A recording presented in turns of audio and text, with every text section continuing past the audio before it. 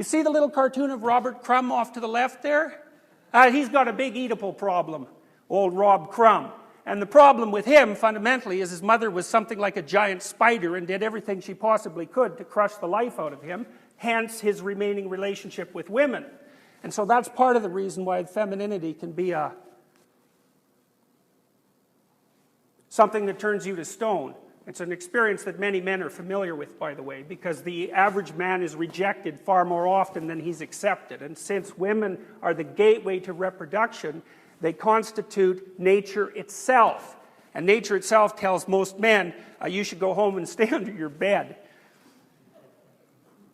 There's lots of experiments done about this. So for example, psychologists will have an undergraduate woman go out into the concourse and see how long it takes her to find someone who agrees to sleep with her. And that takes 2 seconds after she asks the first man. And then they flip it, and they get your random undergraduate guy to do the same thing. Well, you can imagine the consequences of that, since many of you men have lived through it. Mother Nature, the woman wears the face of Mother Nature, and the face is generally rejecting, especially to men who are low in the dominance hierarchy, by the way, which is one of the things that irritates guys like Elliot Rodgers, and one of the things that motivates their desire to take revenge. And that's a universal phenomenon. So that's part of the reason that the feminine is nature, and why nature, by the way, is Mother Nature.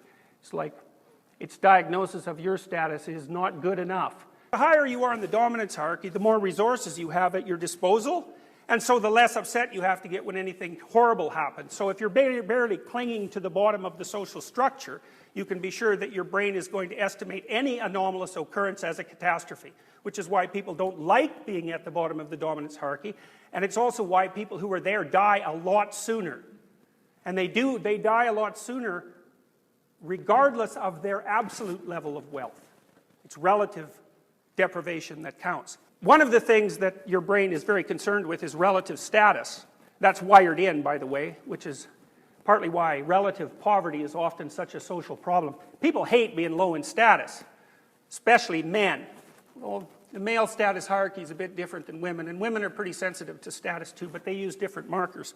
Anyways, part of what happens when your status goes up is that your brain serotonin levels go up, and when your brain serotonin levels go up, you're less irritable and you experience less negative emotion per unit of uncertainty or threat. And so when you demean someone and you interfere with and you lower their presumed status as far as a very primordial circuit is concerned, you alter the system that regulates their emotions, and they hate that. People hate that more than anything, and it's an unbelievably archaic circuit. You can kind of tell this because depressed people basically act like they're low status, and depressed people are depressed about everything. Now, it's not easy to be depressed about everything, right? And so the fact that that's the case means that what's ever gone astray has to be very primordial because it affects everything.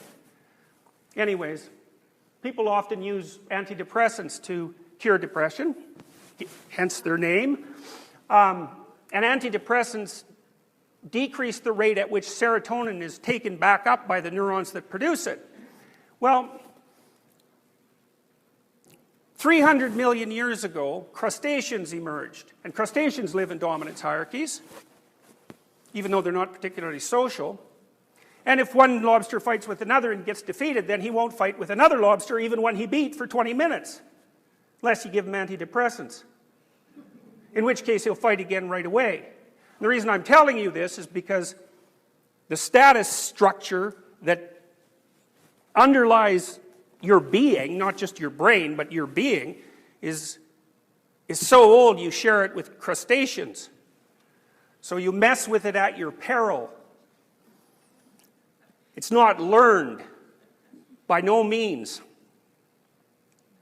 So anyways, you wander around inside one of these little frames, going from point A to point B all the time. And one of the annoying things about life, and this is sort of the Sisyphus story, is that as soon as you climb from point A to point B, and you get there, then there's another point A and another point B.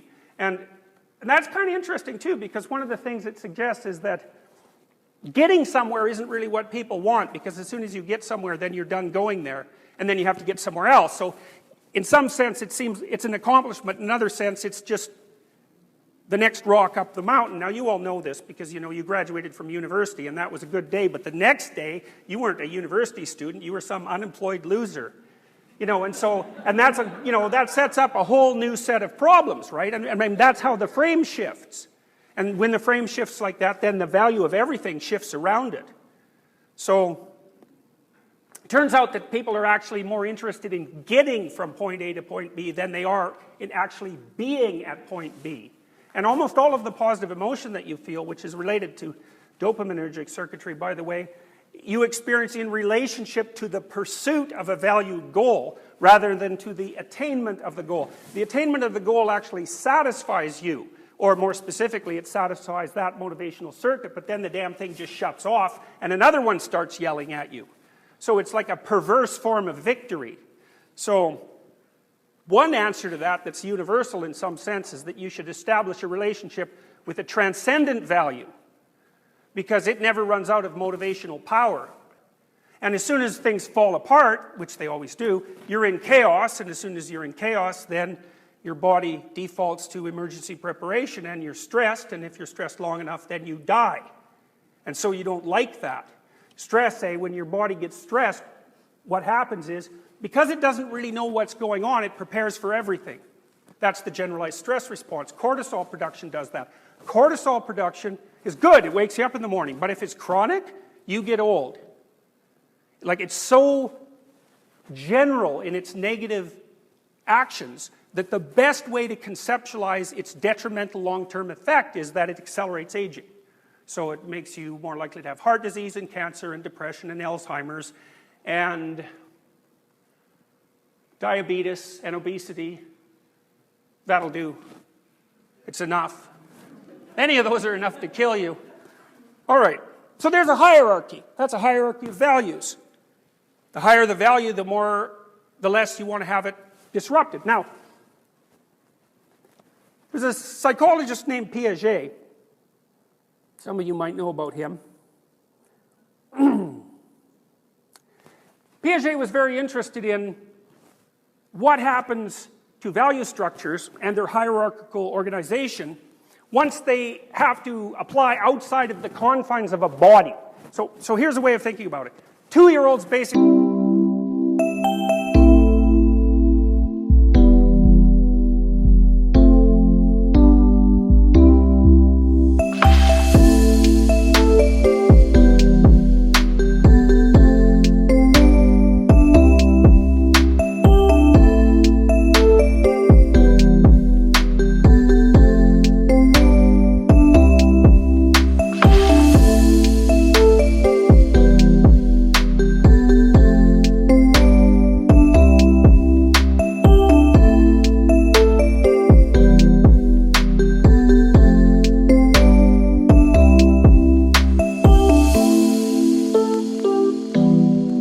hypothalamic. That's why they're so much fun. First they're happy, then they're sad, then they're hungry, then they're tired. They just zip from one pretty straightforward and rather awe-inspiring motivational state to another. But at 2, they can't play. They can play by themselves, but they can't play with other children. They can't get that until they're 3. And they need to get it by the time they're 3, because if they don't get it by the time they're 4, they will never get it. And then you have an antisocial kid who's going to be an outsider for his entire life, and there isn't anything you can do about it. So that has to happen between 2 and 4. So what happens at about age 3 is that the kid learns how to play a game with another person. And what that game is fundamentally the development of the ability to share a frame of reference, which is what you're doing when you play Monopoly. It's like, it's stupid to play Monopoly, obviously. Who cares if you have a whole pile of counterfeit paper, right? But it doesn't matter, because the way you're constituted is that your brain will treat anything you act like constitutes a valuable goal as if it's a valid framework of reference. And if it couldn't do that, A, you couldn't abstract, and B, you could not get along with other people. So you can sit around the table and you can say, let's pretend that Monopoly is a reasonable facsimile of reality, which you wouldn't say, but it's what you mean. And everybody says, yes, that would be amusing. And so then you set your goal, which is to get all the little hotels and all the money, and poof, your emotions go along for the ride. And what's so interesting about that is you can get everybody into the game. And so one of the things that's really interesting about people is that we can establish a shared fictional frame of reference, and it organizes all our emotions so they're predictable. That's also why we can watch movies. You go to a movie, you identify the hero. You figure out what the hero wants, poof, you're the hero. And the way that works is, you don't look at the hero and think about what he's doing and evaluate it emotionally and then feel it. What you do is you specify the hero's goal, and then you map him onto your body, and you read off the emotional responses of your own body.